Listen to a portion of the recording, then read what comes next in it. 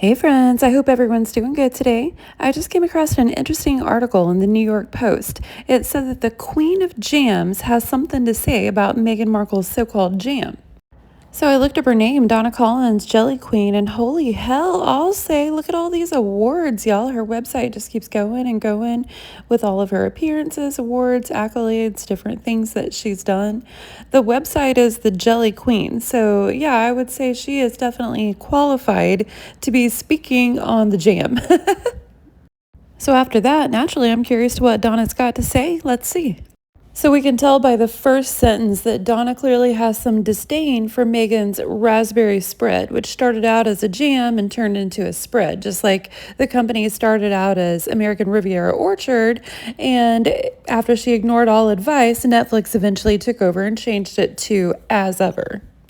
And Donna hits on the very criticism that almost everyone had of the spread. She says, in the jam industry, a spread is what we call something that didn't work. If it can have the best ingredients, but if I had a jam that was too runny, I'd slap a label on it and call it a spread. Donna continued with, there's no excuse for this. It should be perfect. And honestly, yes, at the level that Meghan is at, with the resources she has and the team she has behind her, there's no excuse for launching it as American Riviera Orchard when simple Googles could tell you that that was going to be a real problem with the trademark name. Lots of YouTubers were talking about it, and then all of a sudden, look at that. Here's the name change. Everyone was right. Another thing that Donna called her out for is that it's labeled as conventionally grown apricots for her apricot spread. That means that pesticides are used on the fruit. Otherwise, they would be labeled as organic.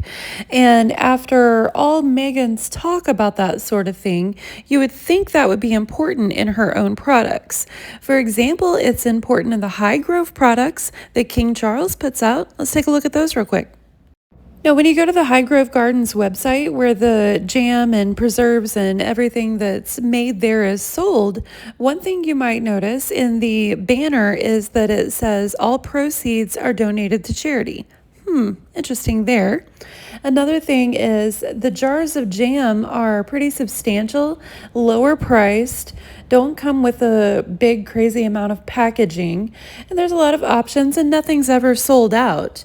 And everything is grown organically at High Grove. That's part of the point, is to actually make use of that opulent land they have and then give the money to charity.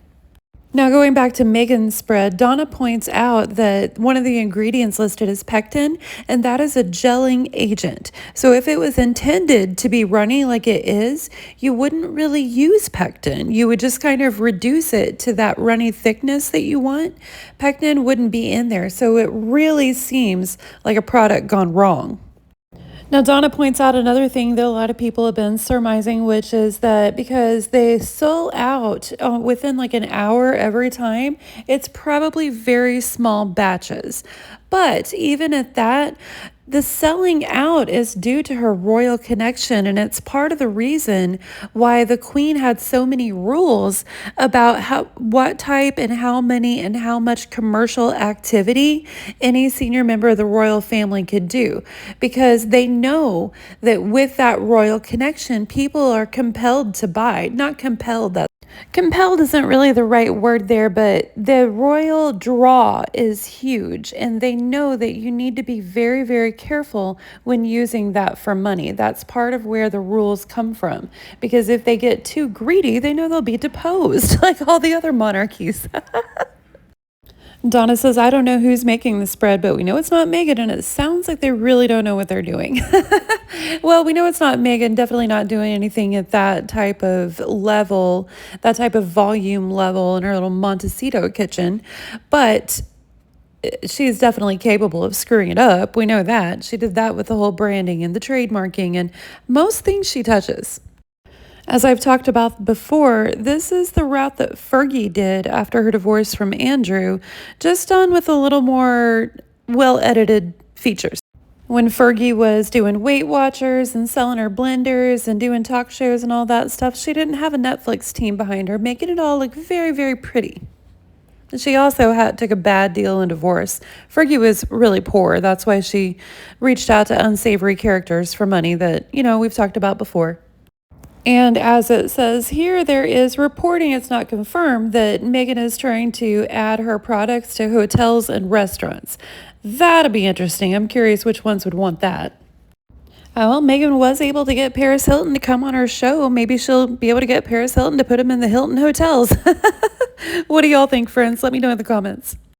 Before I end the video, though, I want to show y'all a few more cool things from the Hard Rock. Millennial thinks she's finally got warm enough to get in the pool. I don't know. It's only 86 out. Yeah, it's doubtful. Nope. There she goes. 1970 is gonna get in. He was actually like a really good swimmer, y'all. He was a lifeguard when he was a teenager. He also lived in Alaska, so he has zero of my aversion to the cold.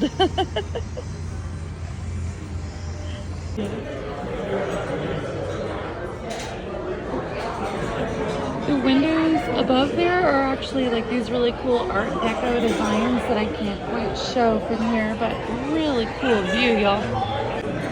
Is it Wagyu or Wagyu? I have no idea. 1870 approves his old-fashioned look, y'all.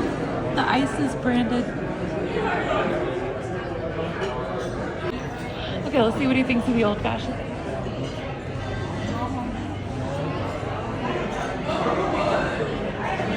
It's good. Nice. It's good. Wagyu tacos. Let's see how these are, y'all. Lemon sorbet. Let's try it, y'all.